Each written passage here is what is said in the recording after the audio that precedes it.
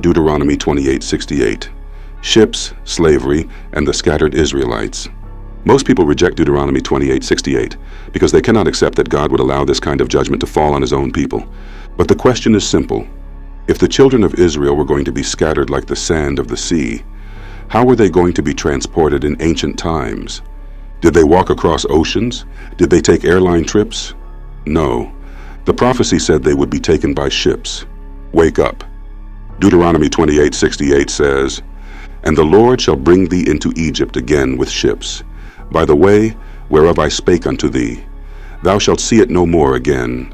And there ye shall be sold unto your enemies for bondmen and bondwomen, and no man shall buy you." This was not a blessing. This was covenant judgment.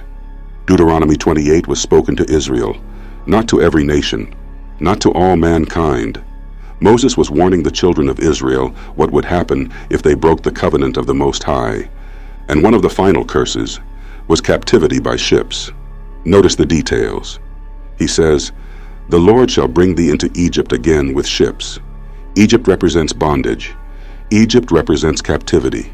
Egypt represents the house of slavery. So even if the location was not always literal Egypt, the condition was clear. Israel would be returned to a state of bondage. Then the verse says, "There ye shall be sold unto your enemies for bondmen and bondwomen." That is not immigration. That is not casual migration. That is not voluntary travel.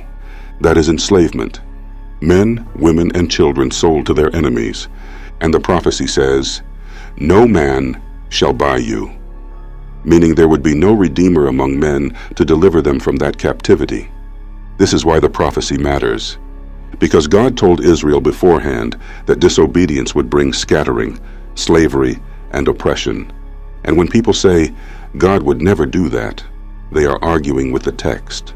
The same God who gave Israel the covenant also gave Israel the curses for breaking it.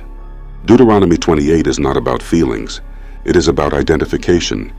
Who was taken by ships? Who was sold as bondmen and bondwomen? Who was scattered among the nations? Who fits the curses written in the book? If you reject the prophecy, you reject one of the clearest witnesses Moses gave concerning Israel's punishment.